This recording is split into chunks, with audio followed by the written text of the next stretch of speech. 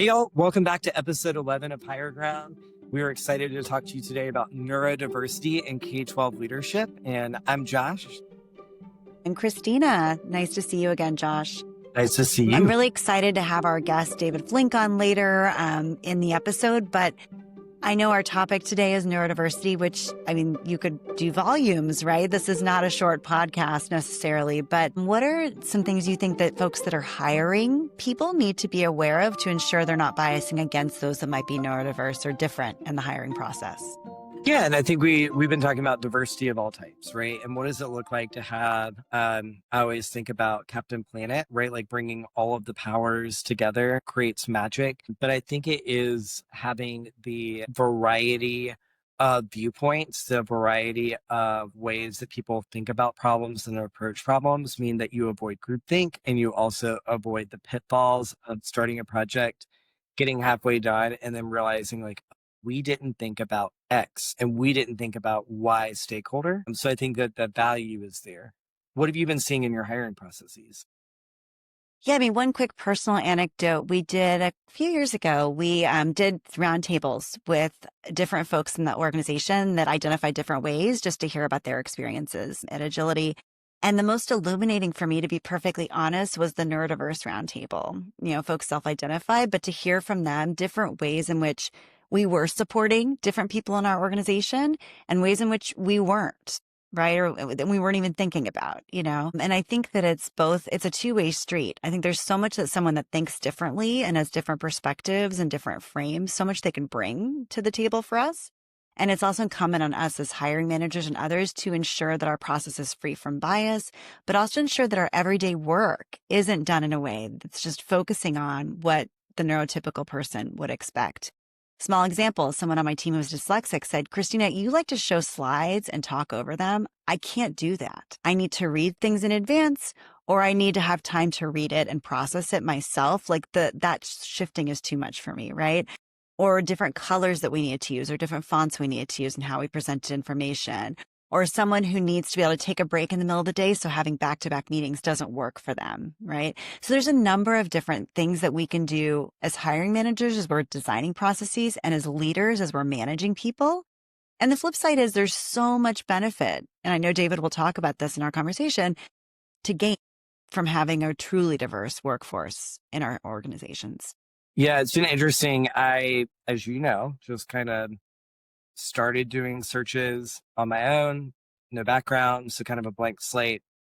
And one part of the candidate feedback that I got that people really liked was at the very beginning of any interview, I frame, hey, here's how exactly we're going to spend our 30 minutes. We're going to start by going through the full timeline of the search, each step, when you're going to hear, when the next thing is going to be, and then we're going to confirm salary. And then when I get done, now that we've done all of that, we'll get into the interview portion. And I didn't even think twice about it. That was just how I'd always thought about my classroom. Start with the why, get the things out of the way, free up cognition. And at the end of a few searches, when I was pinging candidates, they're like, that was so alleviating, whether they were neurodiverse or not. Just to be like, I don't have to wait till the end to ask, well, when am I going to hear back? Or what should I be expecting? Or when will I be talking to more people? Let's just get the stuff out of the way. And so I think one thing to remember is that when you design systems with diversity in mind, it actually supports everybody and everybody has a better experience.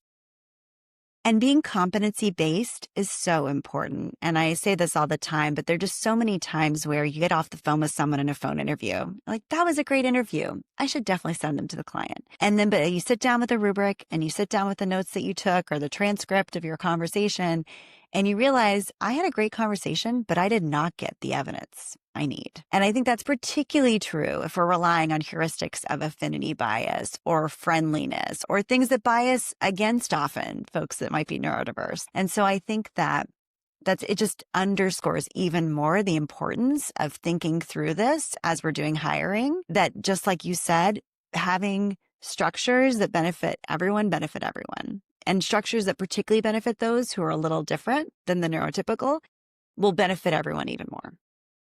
I mean, I'm being vulnerable. But I mean, feedback that I've received in the past was, I'm going to crush work.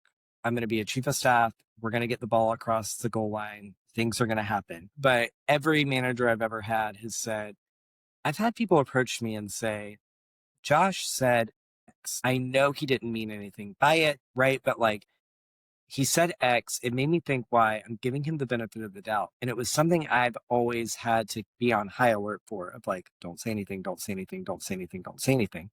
And I think it is getting that autism diagnosis. It doesn't excuse, it doesn't mean that I get to be rude or not mask, right? There's a certain level of masking we all do during the day.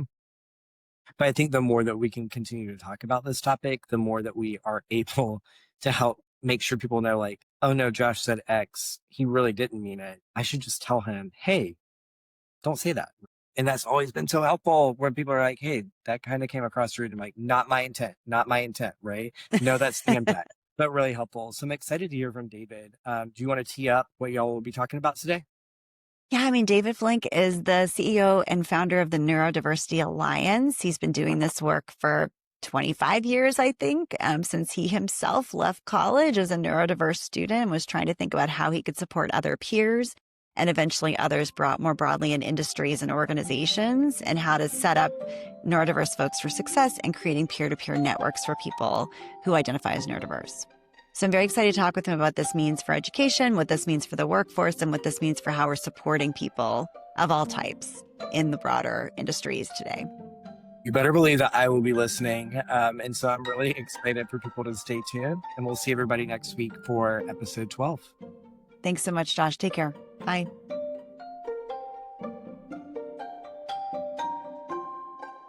David Flink, welcome to the Higher Ground podcast. It's wonderful having you here. Hi, Christina. It's nice to be here. Thanks for having me. One thing I wanted to highlight and just celebrate on your behalf is that you just got a big award. So tell us for a moment about what that was for and what you're going to leverage it for in terms of good and social change. Yeah, just a few weeks ago, I found out that I was the recipient of the Bezos Courage and Civility award that I was familiar with. Folks like Van Jones and Dolly Parton had received it previously. And when they called me to say that I was among 5 other educators that would be receiving it, you can imagine I had to fall over and then be resuscitated. And after that, what I learned was this award is given to an individual who's demonstrated qualities of courage and civility. I feel honored that they thought of me, among others, in that light. But it's really honoring the work of 26 years of the Neurodiversity Alliance, an organization where young people share their story courageously, what it's like to be neurodivergent in school, and using their story to help both themselves and the people around them just have better access and equity in their educational experiences, which we know quite often, if you're part of that dyslexic ADHD living on the spectrum journey, by no fault of theirs or the folks around them, just the system at large, sometimes doesn't know how to accommodate them. So they share their story with a lot of love and make their school journeys better. And I think I got the award because 26 years ago, I was a young person who did that. And now I just run alongside them. That is amazing. Well, speaking of that journey, I mean, I know you feel like you learned a lot yourself, sort of by speaking about your journey, by empowering others to reflect on and share with each other the benefits of that. What do you think you've learned in these 26 years about how we should think about supporting people, elevating people, and building our organizations in ways that are truly diverse that others should hear from? We've placed a lot of the burden of being neurodivergent and being the 1 in 5 who learn and think differently on the individual to say, hey, I'm experiencing the world slightly differently. And that's understandable. As somebody who's dyslexic myself, I don't expect someone to know what it's like to be inside my head. You can't look at me and know that reading out loud would be a tremendous challenge, despite the fact that I've authored 1 book and I'm authoring my 2nd as we speak. So what does that mean to sort of change a system in school? And I can track that to now as a working professional. In school, it honestly involves just openness and asking questions. So while it doesn't put any new burden, it does still invite people to actually analyze, how do I work and think? So when educators and peers ask folks who are neurodivergent, how might the system work better for you? Ask the question, stop, don't have any assumptions, and listen. There was an article in The Atlantic just a couple of days ago that actually highlighted this point, I thought, in a way that was worth looking at. It was talking about how at elite institutions, there's a larger level of accommodations being given to young people than ever before. And it sort of made that as a problem, when the reality is What's really happening is we're seeing it more clearly now, and at institutions that potentially have a bit more resources, we're actually accommodating those.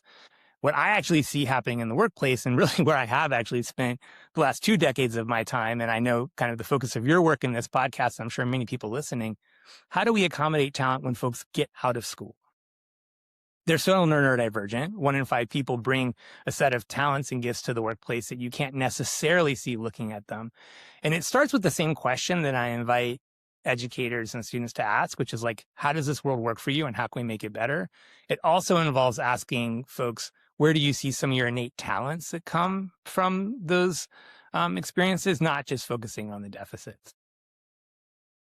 Yeah. So what do we not know? I think, and I mentioned this actually in my conversation with my co-host Josh, who's open about being neurodivergent himself, that a while back at Agility, we did a series of staff focus groups around different affinities. And actually the group I feel like I learned the most from was the neurodivergent group, because there are a lot of practices in our workforce that I hadn't really thought about that actually negatively impacted them, or things we did that positively impacted them that we just weren't really aware of, right? What are things that hiring managers like me or managers like me miss in terms of either how we're hiring people or how we're supporting people in the workforce that would be really easy fixes?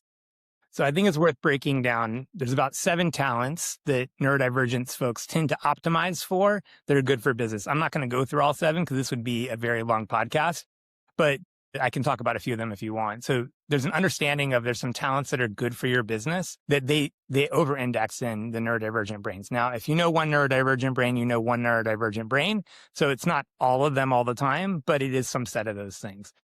Secondly, you mentioned the hiring process. You can very quickly sort of get people out of your pipeline before you've ever seen their talents just by how you do the hiring process. And then you mentioned management, right? And that's a different thing too. So you got to understand what gifts there are that align with your business. And you got to make sure that as you're filtering folks through your pipeline, you're actually not filtering them out before you see their talents. And then you got to manage them. So I'll start with the talents quickly. We can pause there, see if you have any thoughts, and then we can maybe do the other 2. So what I've learned in the last 10 years of researching my new book, 20% Smarter, is that skills like bridge building, skills like creativity, skills like hyper-focusing on specific sort of facts that end up being the salient facts, these are things that are good for business. And when you create a world where that's the only thing folks are focusing on because it's germane to the job and not other things that slow them down, that's when you see those talents show up. An easy example this morning, I was going back and forth with my publisher who I met with yesterday, and she actually wanted me to proofread another book that I might do an endorsement for. And she asked me quickly, she said, look, I know you're going to make connections. I get it. That's your dyslexic brain. You're a bridge builder. Do you want me to send you this book in an audio format? Do you want me to send you a galley copy that's for your eyes? Do you want me to send you a digital copy? She just asked that question. Now, the fact that she asked that question is actually all that mattered. She honored the gift that I was going to bring to it, and she took away any burden. In the past, and I can tell you this has happened to me time and time again, she would have just sent me a galley copy. It would have been a physical copy that I would have read with my eyes. That's not to say I couldn't use an accommodation. I would have had to take pictures of every page and have it read to me to slow me down. So you got to move that stuff out of the way. You want me to jump into the hiring process? Is that a curiosity? Yeah, that'd be great. Yeah, Great. I'd love to hear that. So, we see it a lot, and we typically talk about things like culture fit or like, did they do the assignment right? And you have to ask yourself the question, what are you trying to do? Are you trying to guess if somebody's really good at interviewing, or are they actually good at the job? So like things that we do here at the Neurodiversity Alliance, which I have come to take for granted, but I realize isn't what everyone does, is like, if you're applying for the job, like we don't care if you're like on camera or off camera, or if you're in person or not. Like if the job requires you to be like somebody who's spending time on camera or maybe giving talks in front of people, sure. The vast majority of jobs that we hire for here aren't that. So we start by saying, do whatever you want in terms of how you show up. Secondly, we don't really care if you can answer on the spot. So we send people questions in advance. Every one of those questions they can respond to in a video. They can write an email. They can show up live and talk us through it. Like we don't care how they give us the answers if what we're looking is to know, can they answer these questions? And then we have them do real work. And we pay them for that if it's actually a little bit of work. We'll say, look, this is actually a project. We're going to give you some money for that time because this is real, but this is what the job is. And it's good for you to know that, and it's good for us to know that. All along the way, we're asking people, how do you learn and think? Now, that actually is what we're testing for, because if people can articulate how they learn and think, we can accommodate for how they learn. But of course, at the end of the day, people are successful because they're doing a job they like to do, that they're good at, and that we need. And then the management piece is a continuation of that. So the hiring process is a little mirror into how we manage folks. And it's a combination of kind of constant feedback. It's not to say that folks haven't left here or that we've had to let people go. Of course, that's part of the deal. But when that happens, it's usually because we've had to change course in what we do. And the folks who we hired weren't the people we still need. It's rarely because we've done a bad hire and it's just like wrong fit, bad culture. Like that those phrases aren't used here. Yeah.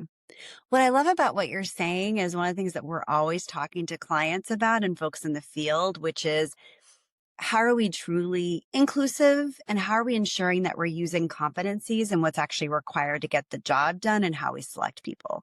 And what I love about what you're saying is it's easy to use heuristics around this is how we always hire or this is how people should do things versus what's actually required and what are we going to need and what does someone need to demonstrate and then how do we get that information from them in whatever way makes sense. If we look ahead, and I think the last 10 to 15 years, I think you would agree, I've seen a lot of movement, positive movement in many ways around how we view inclusion for neurodiverse and all folks, right, in the workforce. What do you think we're going to see in the next 10 to 15 years, or what would you like to see in the next 10 to 15 years in terms of how we move as a society and as a working professionals? You know, I think two things will continue to shift. And I say continue because it's just looking back, you know, and seeing what has shifted and then trying to predict the future. So first off, I think language is going to continue to shift. The language that we use now, I don't believe will be the language we use in the future. I don't think we'll use words like inclusion. I don't think we'll use words like tech-enabled, skill-based. I think we're going to talk about people. I think that's going to be, you know, what our secret sauce is collectively is what can we do as people uniquely. And it's not about including everybody. I mean, hopefully we're aiming for that, but that feels like the lowest bar for me. Like, hopefully we're passing that bar without question. What we actually are going to think about is, are we getting the right people in the right seats to do the right jobs and to do things that tech can't do? I mean, I've seen, and I know everybody who's in tech has watched this. There was a time when every single one of us were like, well, you better have a coding background because that's where it's all at. And now literally, you know, you can vibe code and it doesn't even matter if you understand. We've had that conversation at home. We're like, thank God our kids didn't want to code. We were so mad they didn't want to code, but thank goodness, right? Yeah. And so, I mean, I would say that it's going to be less about skills and more about people. So what does that mean for the job world, right? We're actually going to have to ask people to dig down deeper to understand what is their unique special sauce. And every single person is, I believe, like a special snowflake. We all have unique, you know, kind of fingerprints that we bring to work. And if we can actually, the people who I think will succeed are the folks who know themselves the best and then are able to like match themselves to work. And of course, the other side of that is the people who will hire best are people who are actually clear on what they're hiring for and if they're finding that match. And I don't think that technology will be a solve for that all around. I do think there are ways in which tech will strip down some of the things that have been in the way in the past, because the reality is, you know, you need a resume. I can have ChatGPT write my resume with minutes of, you know, details in that will be passing almost any level of scrutiny. So what happens when you get past the resume? And I actually hear of many hirers now who don't look at the resume until they do the interview, because what they really want to see is this person a fit for the job and can they do it? And then if the resume happens to back that up, great, they'll do reference checks or whatever. But it doesn't matter like, oh, what school did they go to per se? That's an interesting piece. And I think also just like how are we varying our hiring process? So we're looking at people through lots of different modalities and we're trying different avenues, you know, for getting to know people versus the standard. What's a misconception that people have around hiring in the workforce that really frustrates you still? Oh my gosh, there's so many. Well, you said hiring in the workforce and my mind went to what happens after we get there. I will address your first question, but I want to go after what happens after we get there first, because I actually think when you look at like companies who quarter after quarter just drop the bottom 15% because of performers, what they're really doing is they've created a firing machine. And that's a really expensive model because it costs money to fire people and it costs money to hire people. And so like, I think the better question, and it's usually not a very expensive one, is to ask, what is the culture that we've created here to ensure success for my team regularly so that you don't have to let the bottom 15% of your staff go every quarter? Like, that's just not the easiest model if you can actually pick the right people and they're all, you know, A+ folks. I did an interview for my book with a company called Enabled Intelligence. They literally hire spies. It was the most difficult and interesting interview I did for the book because trying to get spies to talk on the record is not easy. When I went I visited, bet you could do it, David. You're very persuasive. I was very persistent, which is a neurodivergent quality. So I got in the door, and luckily the head of the company, a guy named Peter Kant, who would not like that. I like to refer to him as Peter Can, but I will here for the sake of if he listens to this, he'll just have to laugh because he is a can-do guy.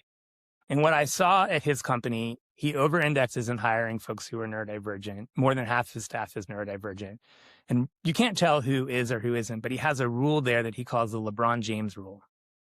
What he means by that is the same way that LeBron James' performances is an A+ every time. It says there's a bunch of things that actually are quite expensive for LeBron James that are done for him so that he can perform. He doesn't think about where his shoes are. He doesn't think about the temperature of his water, right? There's a lot of things that are done. He can do that on the cheap because he's not trying to get everybody to be LeBron James. None of us need to be LeBron James all day long.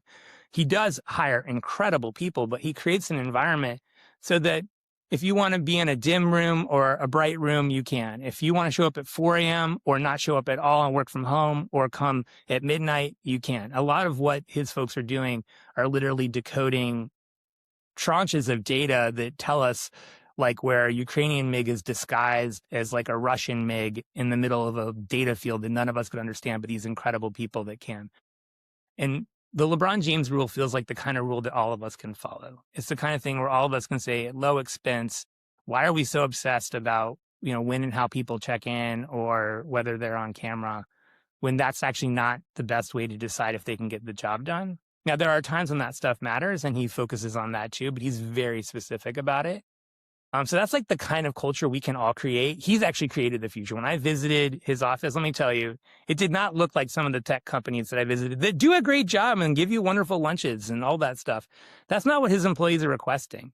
They literally just want to be able to control their universes. And I think once a week he has an OT person come in who can like literally like operate the same way that an OT person, occupational therapist, does in a school, which is like help them think about like how their environment is like situating them well to be successful physically and mentally. On the hiring piece, I think that relationships will matter more than ever because that is what makes us human. And I don't mean the old like it's who you know. What I mean is it's how you show up with each other. Are you authentic? And I think leadership is going to take on a different quality. I think quite often we forget that the leader has to do it first. So if we're asking, employee number 1 to do, X, Y, or Z, then 2, 3, and 4 will follow. We can't treat everybody differently in the sense that, the hard things are only saved for the youngest, newest workers. We must treat everybody differently when it comes to sort of creating a culture where everyone can show up and be their best selves. I love that. I think that's a great way to wrap us up. Thank you, David, so much for your time. For those who want to follow the Neurodiversity Alliance and other work you're doing, what are the best sites, links, places for them to find you? Yeah. There's 2 sites I hope folks visit. You can certainly visit our website, the neurodiversityalliance.org, or you can visit my website, davidflink.com. It has many other links that you can follow. And depending on when you're listening to this right now, I should just mention we offer a scholarship that is live right now, and it's specifically for folks who are neurodivergent. And you can imagine we do not look at your grades. All we care about is why you want to continue in your education. So I hope folks will go there and apply. Thanks so much. And thanks for all your work. It was wonderful talking with you. Great being here. Thanks for having me. Of course.